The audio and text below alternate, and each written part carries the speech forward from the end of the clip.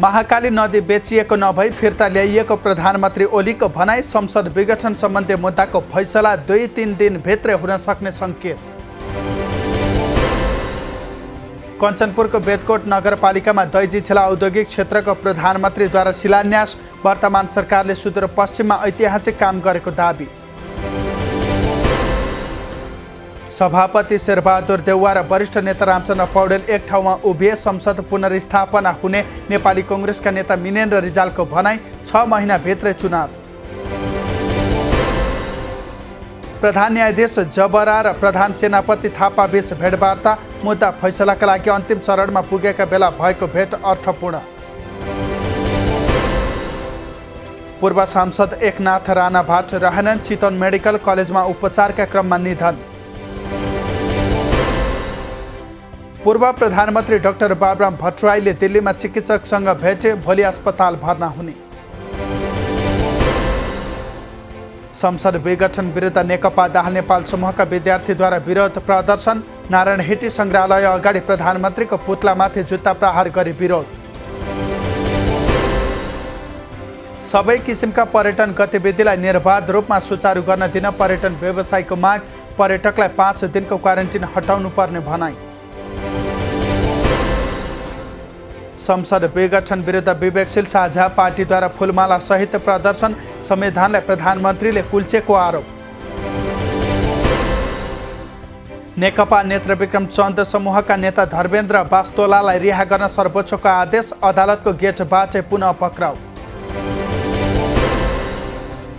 मोरङमा झारफुकको नाममा कुटपिट गरेको आरोपमा धामी पक्राउ। 33 वर्ष भीमकाजी गुरुङमाथि झाँक्रीको समूहले गरे कुटपिट। 10 दिनपछि तातोपानी नाका पुनः सञ्चालनमा। रसुवागढी अझै अनिश्चित। तातोपानी नाका भएर व्यवसायीले चाहे जति सामान ल्याउन सक्ने। मोरङको उर्लाबारीमा अनुसन्धान प्रतिवेदनमा मृतकको फोटो अर्कै। विरोधपछि छानबिन समिति गठन।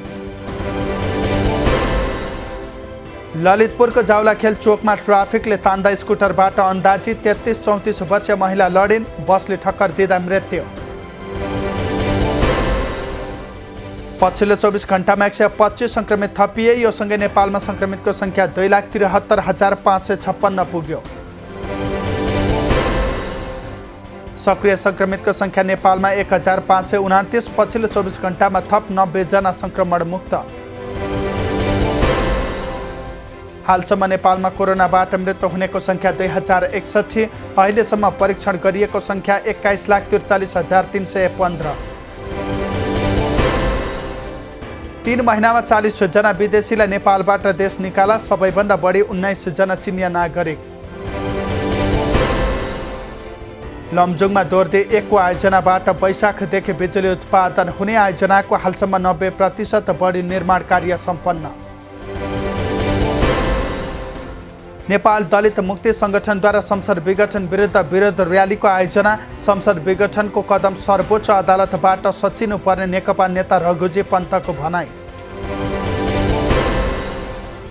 प्रधानमन्त्री केपी ओलीले संविधान, गणतन्त्र, संघीयता, धर्मनिरपेक्षतामाथि कु गरेको दलित मुक्ति सङ्गठन सङ्घर्ष समितिका संयोजक दलजित श्री पाइलीको आरोप।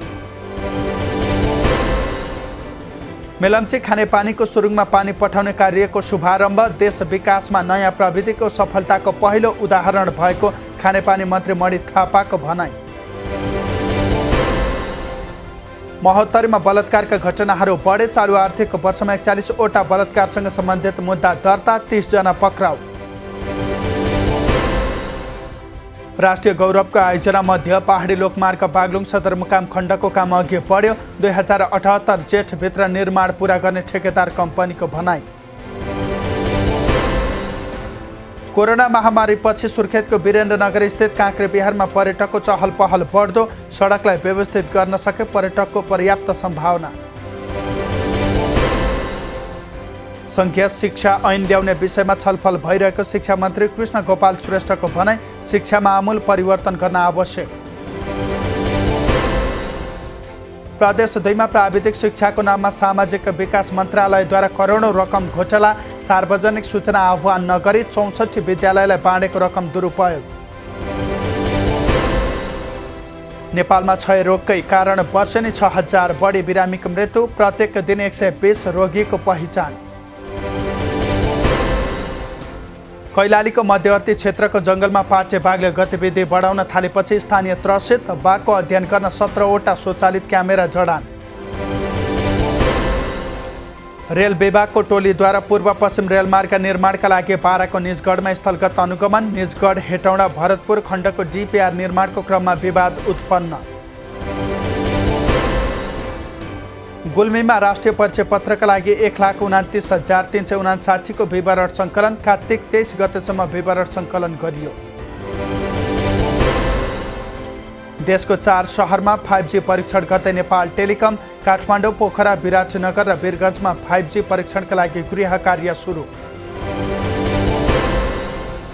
अदालतको अवहेलना मुद्दामा प्रधानमन्त्रीलाई वारिस राख्न अनुमति, पुरुषोत्तम भण्डारी र प्रकाश कुमार ढुङ्गानाको संयुक्त इजलासबाट वारिस अनुमति। असन्तुष्टि हुँदाहुँदै पनि संविधानको प्रतिरक्षा गर्नुपरेको जसपा अध्यक्ष उपेन्द्र यादवको भनाई, प्राप्त उपलब्धिको प्रतिरक्षा गर्ने प्रतिबद्धता। प्रदेश 2 का नवनियुक्त प्रदेश प्रमुख डाक्टर राजेश झाबाट पदबहाली, स्वागत कार्य मुख्यमन्त्री र मन्त्रीद्वारा अस्वीकार। राष्ट्रपतिबाट अधिकारको दुरुपयोग भएको संविधानविद भीमार्जुन आचार्यको भनाई, नियमसङ्गत काम नभए समस्या निम्तिने। बैंक तथा वित्तीय संस्थाद्वारा विपन्न वर्ग लक्षित 2.5 खर्ब रुपियाँ कर्जा प्रवाह, चालु आर्थिक वर्ष कर्जा लिनेको सङ्ख्या 21% वृद्धि। त्रिभुवन अन्तर्राष्ट्रिय विमानस्थलबाट सुनसहित सर्लाहीका मोहम्मद मेराज मिकराजी पक्राउ, 150 ग्राम बराबरको सुनका 3 थान बाला बरामद। मुगुका दुर्गम गाउँमा आकस्मिक प्रसुति सेवा सञ्चालनमा, सेवा केन्द्र अझै बढाउन स्थानीयको माग। नेपालमा अलैँचीका 5 जात पहिचान भएका जातलाई अन्तर्राष्ट्रिय मान्यता दिन दर्ता प्रक्रियामा लैजाने तयारी। शीत भण्डारले धरानका किसान र व्यवसायीलाई सजिलो, तरकारी र फलफुल लामो समय राख्दा बिग्रिने समस्या समाधान। कर्णालीका 9 जिल्ला कोरोना संक्रमण मुक्त, सुर्खेतमा मात्रै 27 जना कोरोना संक्रमित।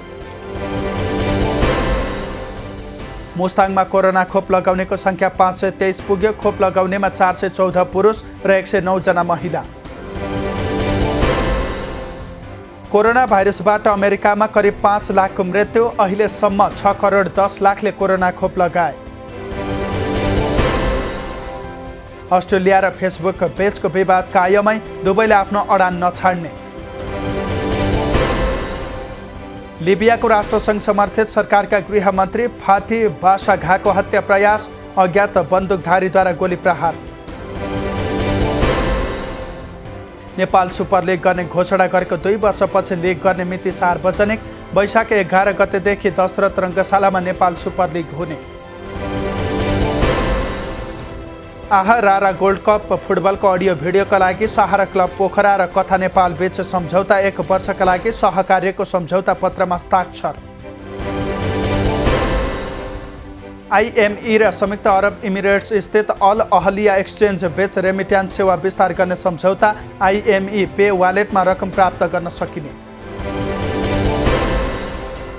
दाहाल नेपाल पक्षले 68 जिल्लामा छाने अध्यक्ष र सचिव, पूर्व माओवादीले 35 जिल्ला र पूर्व एमाले 33 जिल्लामा नेतृत्व पाए। सरकारले निर्वाचन आयोग र सर्वोच्च अदालतलाई दबाब नदिएको उप प्रधानमन्त्रीको भनाई, निर्वाचन विरोधी कुरा गरे पनि ती सबै हास्यास्पद। प्रधानमन्त्री अधिनायकवादतर्फ उन्मुख भइरहेको नेकपा मसालका महामन्त्री मोहन विक्रम सिंहको भनाई, अदालतलाई धम्क्याउँदै हिँड्नु आपत्तिजनक। प्रधानमन्त्रीले नागरिकसँग माफी माग्दै राजीनामा दिनुमै भलाइ रहेको विवेकशील साझा पार्टीका संयोजक मिलन पाण्डेको भनाई, नयाँ पुस्तालाई चिढाएको आरोप।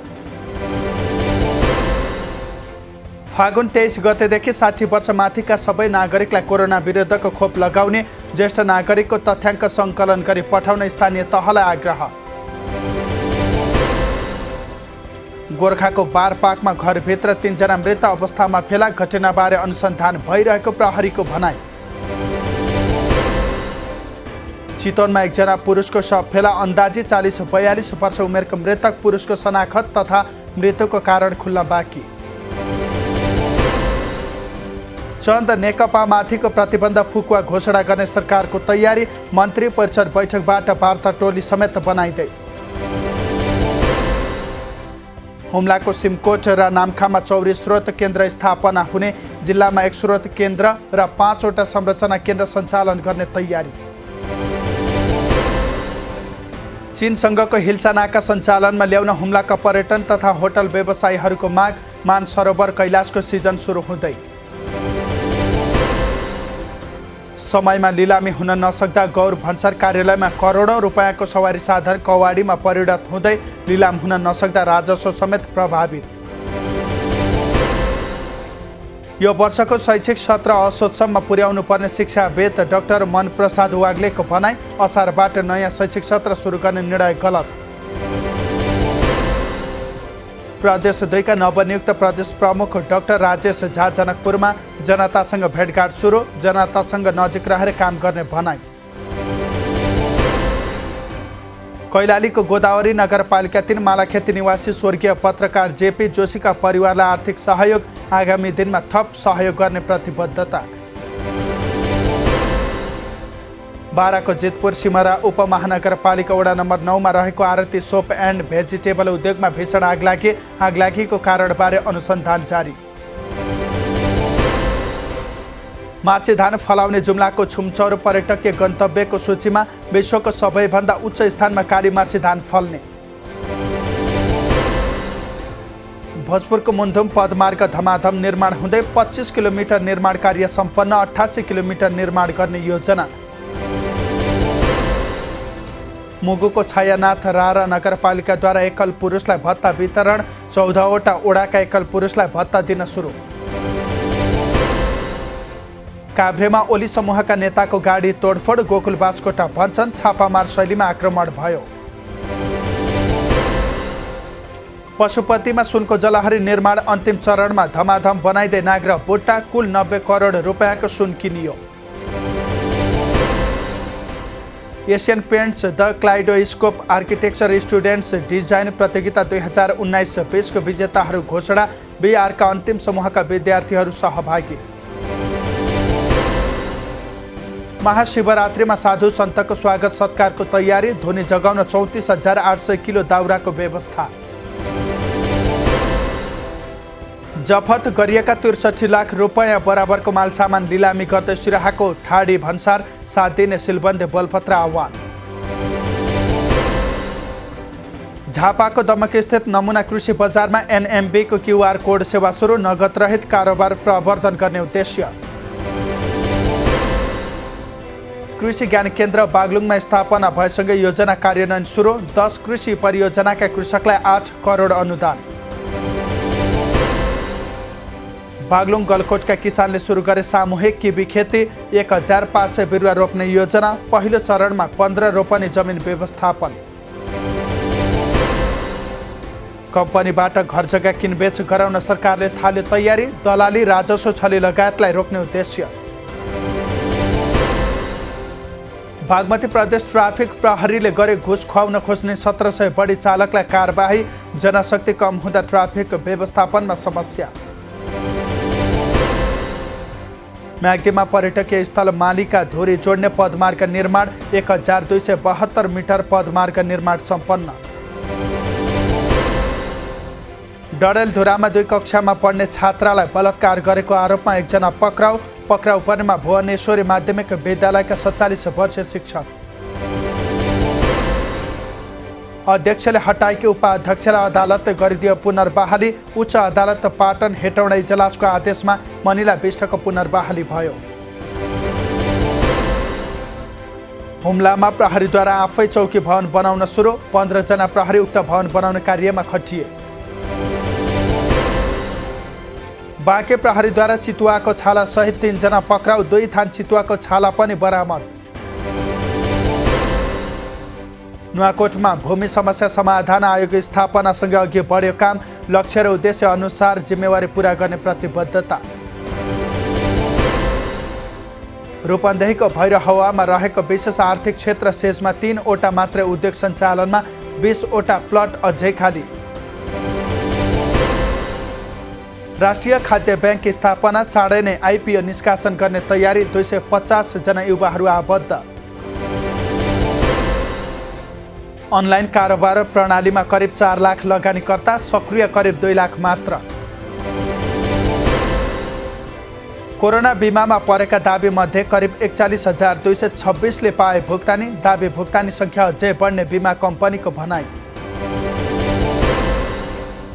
सोमबार दोहोरो अङ्कले घट्यो नेप्से। 8 कम्पनीको सेयर मूल्यमा उच्च वृद्धि। 8 अर्ब 40 करोड 63 लाख बराबरको कारोबार।